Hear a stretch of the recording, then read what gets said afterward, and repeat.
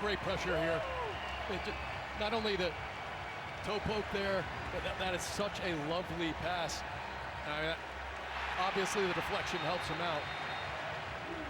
Just watch Tillman here as he wins it back.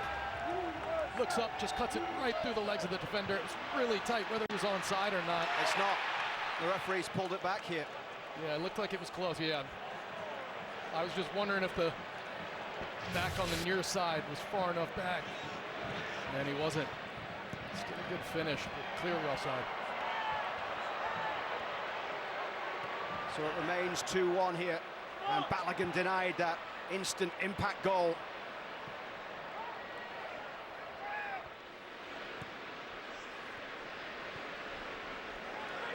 Would have been a 9th career goal for Balogun, who is looking for more here through the middle, but Weah is able to get there. And here's another look.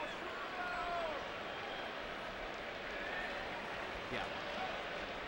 Yeah, no doubt.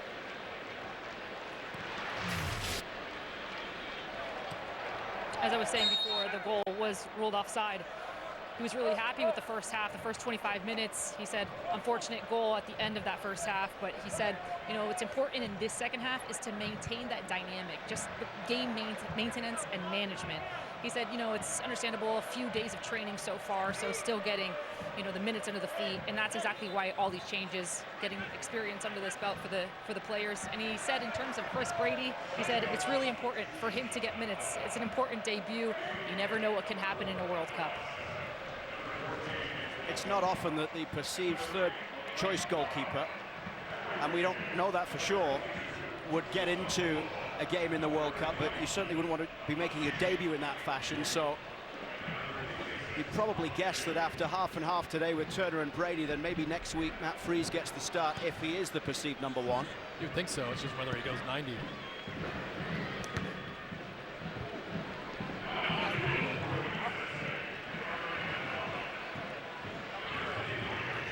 Chasing across to the far side.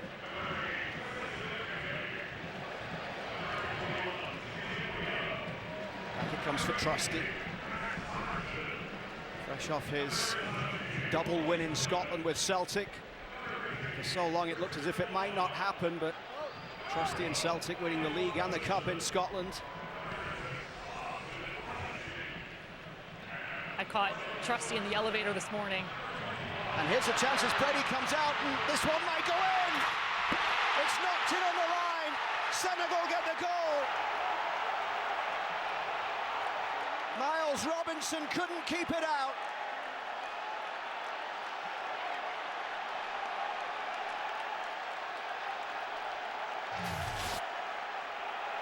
We'll see if there was a final touch from someone here closer to goal. Yeah, it looked like a foul up top, but regardless, just a series of mistakes here. Brady just hesitated for a second. It looked like Mane is the one that puts it in the end. And just this little hesitation right there. Otherwise, I think he gets to that ball. And he doesn't get his arms up high. It's hard to be super critical of the goalkeeper on that first play, but just had to do better with that. And then Mane just making sure of it. I mean, it was going to be an amazing goal line clearance if Mane's not there to just power it in. So a second goal in the game for Senegal's all-time leading scorer, Sadio Mane. And it is tied at 2-2. Well, Pochettino just below me. I saw him look all the way over at Brady and just clap. And just say, forget it, let it go. Yeah, he just said, vamos, let's go, let's go.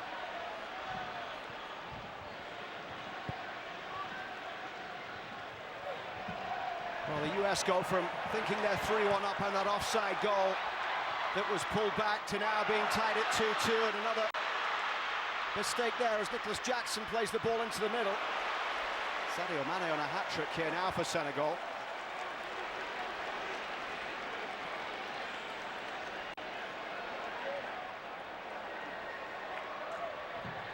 Not the start Chris Brady would have hoped for 8 minutes into his debut, having come on at half-time for Turner.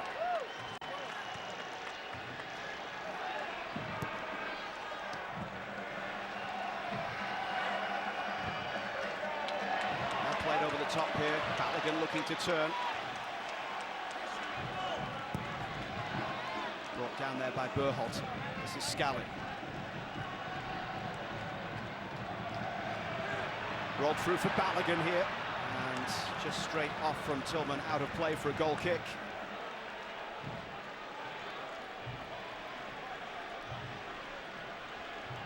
A little disjointed from the US, but 10 changes at half-time. I mean, it's inevitable. Obviously, pretty sloppy mistakes, and a couple of those in a row. Against a team like this, you're going to get punished.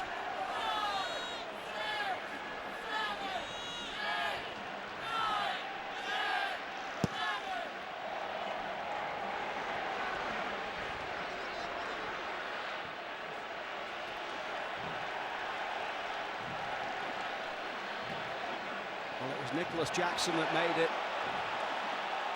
Taking advantage there of the US at the back, and Sadio Mane with the finish. Here he is again, Sadio Mane.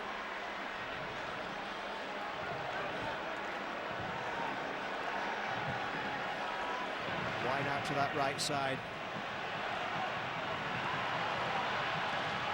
And Jai. The ball in, finds Diarra chasing, but Christian rolled down, battling for it on that far touch side. Out of play it goes here for a Senegal throw. Definitely a shift in the crowd atmosphere. You can feel it now. Really important for the U.S. to try to get control of this game back.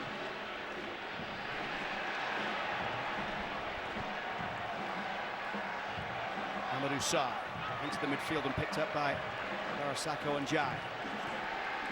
Up down the right side for Iliaman and Jai, along halfway. And the pressure in the first half from the U.S., I mean, disrupted Senegal so much, and you can see now they're just not getting disrupted. Confidence now, finding their game, feeling a little on the front foot. Now they're starting to play between the lines a little better. 7th international brace for Sadio Mane. 34 years old now, but he's won league titles in Saudi Arabia, Austria, England, Germany. Won the League Cup, the FA Cup, the Champions League in 6 years with Liverpool. Diao with the high ball downfield, wide to the left side. Brought down here by Al-Haji Malik Diouf. Diouf, the left back, powering forward as he plays that one in towards Iliman and Jai. Cut out by Weah. Takes a touch off the referee there, but McKennie has it now. The US keeping possession until Mane steps in. Well, what's happened in the U.S., the same thing that happened in Senegal, is you're in this defensive block, and it's so hard once the ball turns over because the Senegalese players, the spatial ability to counter-press and get the ball back is proven very difficult for the U.S. to break out of that back defensive block. Another thing to think about right now is, of course, Mauricio Pochettino said whether Tim Ream is on the field or not, he's captain, he's leading. But right now, McKennie has the captain's armband. And we all know as players how important it is for that vice captain, that second captain when on the pitch. And now, no pressure on Weston, but he's the experienced one. He's the veteran. It's to dictate that mentality and to get them back in this half. Sarr powering forward as he just leaves that one off towards Diouf. Now Mane. Mane up against Scally. Sadio Mane cutting in. Back it goes for Diouf. Jackson. And that one pulled across goal. It was the half-time substitute, Pape Gueye.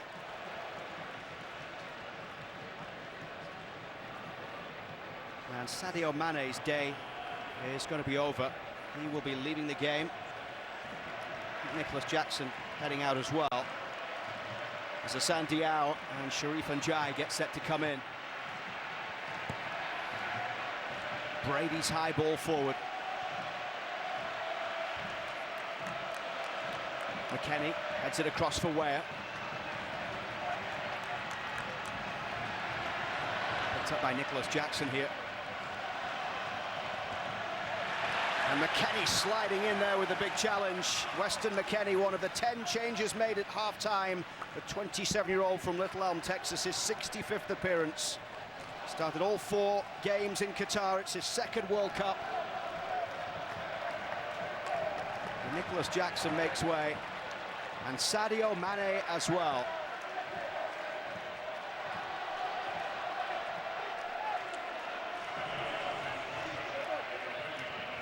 Mane standing with his back to the board there, I think purposely to try and not see that it's the end of his day. I think he's passing the arm man off. Yeah, I'll say as Mane goes off, and just pause real quick to hear the crowd show him some love. The only thing that's a little puzzling is I understand the minute management. I get it. And we talked about it in the pregame. The only thing that's a little puzzling is for Weston McKennie. Yeah, you want to manage his minutes, but don't you want to manage his minutes with the or in and around the players that he's going to play with to start the game? All these wholesale changes, and he plays the second half. And no disrespect to these players, but in lots of these positions, it's a little bit of drop-off of quality. So, you know, it'll be good for Weston to battle and show his leadership and his qualities, but it's puzzling. His way, he's got Balogun inside. It's played in towards following Balogun. Balogun still battling, and it's knocked in for the goal. On the hour mark. No goal.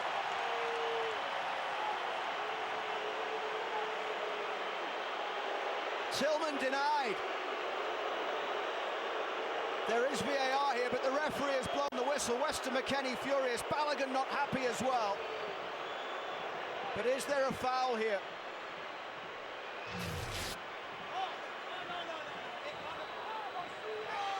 Yeah, I mean, it's a foul.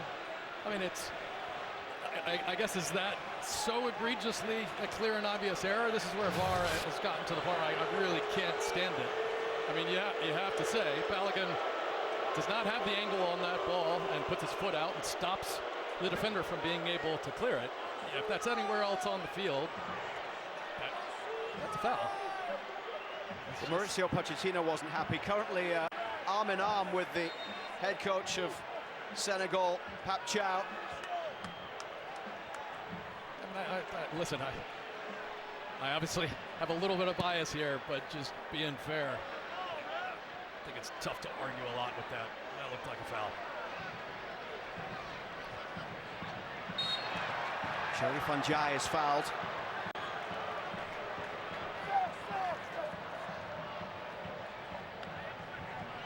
He plays for Samsunspor in Turkey.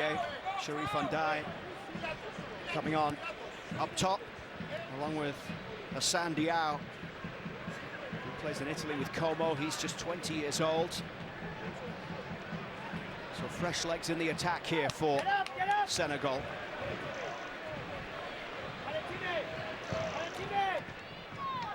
Diao's ball long downfield, brought down by Scally, linking up there with Berhalter. Wide to the right, it comes for Weah. Weah's ball towards McKennie. Weah continuing the run down the right side. Options in the middle. Balogun is one of them. It's Balogun!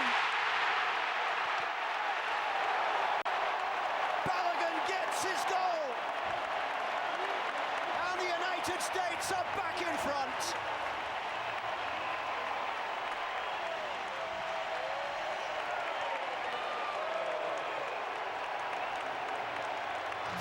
Watch this footwork from Weston McKennie. One touch, that second touch with his left foot. I mean, it's just top shelf. And that's a lovely ball from Tim Weah. Cuts it between the defender's legs. Watch this. He knows he's got to come back against the grain. And Balogun, after the deflection, just gets his footing right. Two little small steps. And he's not going to miss from there. Yeah, the ball sets up perfectly for him. That's a lovely finish. And they're basically challenging VAR to, yeah, what do you got now? What do you got now? Try to reverse that one. Well, the funny thing is that Mauricio Pochettino, as soon as the goal happened, he smirked, he looked at the head ref and goes, hey, 3 for 1, huh? And meaning like third time's a charm, and this is the goal. Balogun's 9th international goal. The New York-born striker who plays for Monaco. He'd scored 3 goals and 3 starts before not finding the net against Belgium in March. But this cap number 26 having come on at half-time. And the US starting to get more into a flow as well as Senegal make their changes. And this is McKennie with the ball through. And it's Balogun once again! It was rising, might have been offside. The flag never went up. It's wide open, isn't it? Perfect weight on this pass, and he's onside. Yeah. You can see a couple players keeping him on. You know, that shove, I think it was Saar. That's a veteran move right there. I mean, just a tiny little shove, and you'll get away with that more often than not. If he extends those arms out, he gets called, but just a little hand check to throw Balogun off. But he's come on at half-time. He looks in confident mood, doesn't he? He scored 9 goals in the final 12 league games with Monaco. Had a run in February to mid-April where he scored in 8 games in a row. Finished with 19 goals in 43 games in all competitions this season in France, and 13 in 30 in Ligue 1.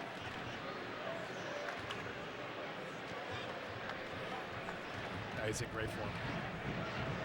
Of course, we talked earlier about some of the players that weren't available a lot to Maurizio Pochettino, and Balogun is another one of them who didn't arrive with Pochettino till last September due to injury.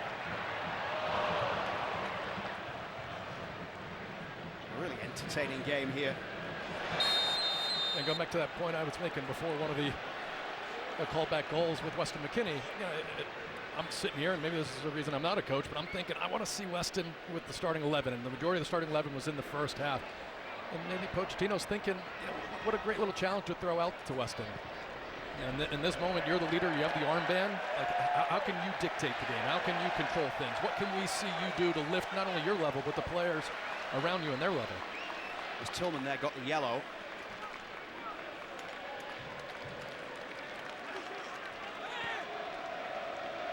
US scored 6 goals last time they were in this stadium, the Gold Cup group stage in 2023 against Trinidad and Tobago, July the 2nd of that year under BJ Callahan.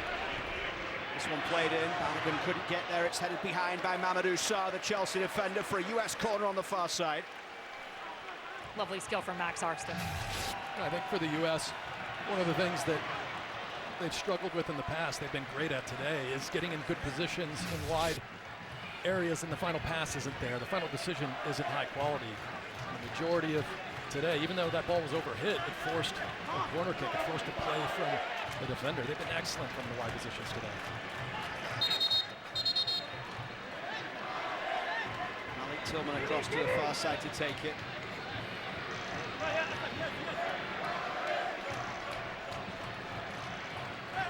Tillman recently turning 24. We're almost at the midway mark in this second half.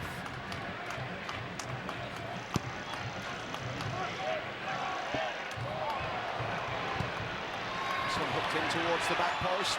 Drops for Roldan. Lovely skill. He couldn't find the finish. Christian Roldan looking for a first US goal on cap number 46. Well, you'll see eventually a lovely skill from Marston. Loves a step over, loves a 1v1 scenario. Good first touch. I mean, lovely, does the hard part just as he's trying to find that far corner, and you see what he's trying to do. Snap his foot and curl it, just doesn't catch it on the part of his foot he wants. He was on the World Cup roster in 2022 but didn't play. A player who hadn't been called up under Maurizio Pochettino until last September, and since Maurizio Pochettino got the chance to see Roldan in camp, what he brings both on and off the field, he's been someone that has been valued so highly. And a great story to see Christian Roldan make it to a second World Cup.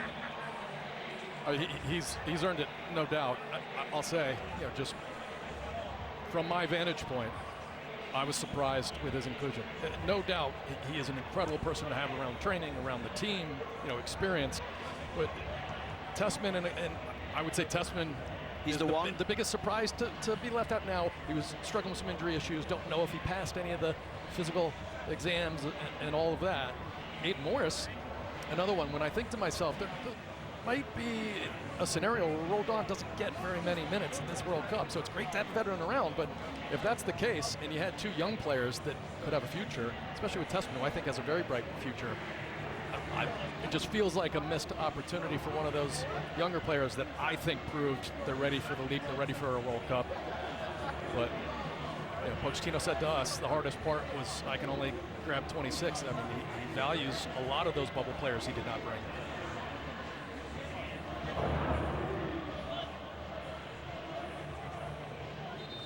Patrick Adjuman back home in Charlotte, of course, where his form for Charlotte got him a move to the Championship and Derby County in England.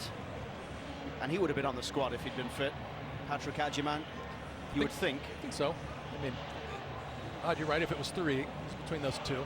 Pepe, I think, clearly the second. Balogun. I mean, Haji Wright had a great season as well. Yeah. I mean, he could have taken all 4 of them. I guess maybe a good part is you don't. It wasn't an omission. You don't really know. 3 more Senegal changes coming.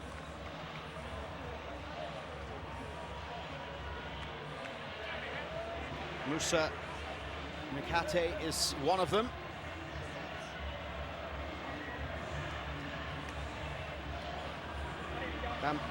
Bamba Dieng and Pat Matassar also getting set to come in here.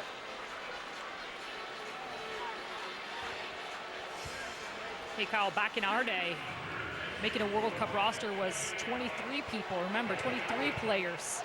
So imagine, it's been since the World Cup in 2022 that rule was changed to allow 26 players.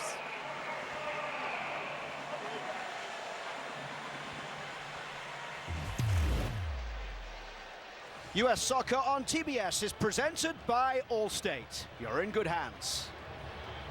With 20 minutes left to play here, the US with a 3-2 advantage. And they had the ball in the net 5 times. The offside was correct. The foul, you think, was probably also correct, although Maurizio Pochettino Sure, there are plenty would of fans argue that disagree with me. Plenty of US fans and coaches and players that disagree with me. That looked like a foul. The one big thing for Maurizio Pochettino right now is that he wanted to make sure he got through this one today with everybody fit and healthy heading back to Atlanta tonight. They'll head back to the National Training Center immediately after this game. And then head to Chicago later in the week ahead of the game against Germany.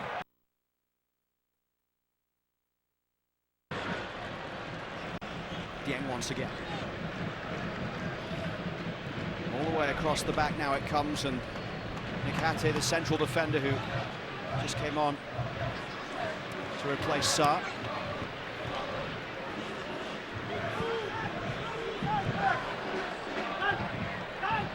Senegal making it to the round of 16 in the last World Cup. They lost 3-0 against England. They were 2 down by half-time, 3 down before the hour. They finished second in the group behind the Netherlands with 6 points. Through a World Cup qualifying campaign in Africa that spanned 2 years, starting in November of 2023. 9 African teams qualified through that process, plus another one through the playoffs. Here's the high ball wide to the left side and picked up by Hassan Diao. And that's gone out for a corner as Diouf was challenging down the left side. Tim Weah was the player getting back. And a 7th corner of the game for Pap Chow's side. Pap Chow, the coach of Senegal, played in the 2002 World Cup. 5 goals and 16 caps as a player.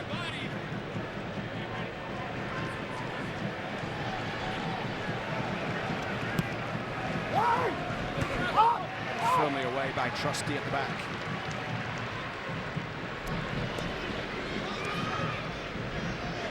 Trusty and Miles Robinson alongside each other at the back after the changes at half-time. Down the left side it comes here with Diatta trying to find a way through. Diatta once again.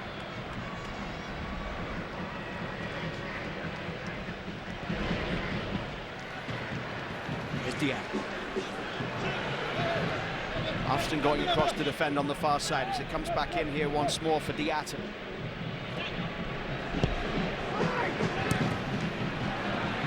Trusty clearing first off McKennie, and the US need to try and get this one away here as there's an opportunity on the edge of the box, and the strike was rising there. Was the substitute Pape Gueye.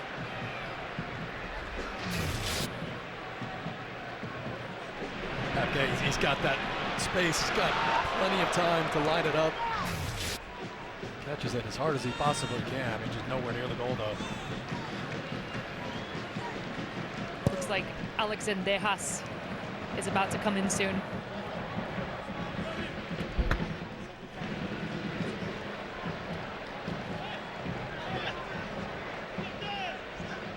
Alexander Dejas is about to come in for Sebastian Berhalter. Well, there you go. Berhalter, the only one that didn't end his day at half-time from the starting 11, got the chance to carry on until the 75th minute here as this one's played through. It's the chance again! And now it comes back for Alston. This is McKennie off the post. Surely now. Oh no, the save again from Diao. How did they not score there? McKennie Tillman, this is excellent. And for Tillman, what a lovely pass. And to know that Balogun's there, I mean, how they don't score, I don't know. Berhalter from distance. He scored some lovely goals for both club and country from long range. Sebastian Berhalter, but on this occasion, didn't keep it down. Just this exquisite combination. I think we just got a little glimpse at why Pochettino rates Tillman so high. He's got lovely ideas in and around the attacking third. He's calm, he's composed, and just take another look at it now. Look at all the players around. And McKennie, a perfect win on that pass. And the no look to Balogun. You expect Balogun to finish that for sure. And then Weston McKennie. Oh, I don't know how. I mean, it looked like also at the end an incredible save. They deal out that near post. Great day for Berhalter. Another really, really strong performance for the U.S. He continues to build on his portfolio play for this team.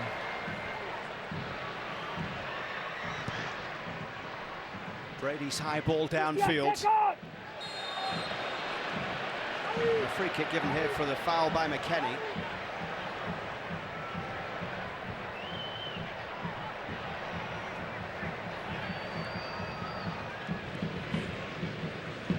Well, that's all 11 changes, so a couple of players we won't get the chance to see today, including Brendan Aronson, who left camp just a couple of days ago to get married and then came back to join up with the side yesterday. Zendejas.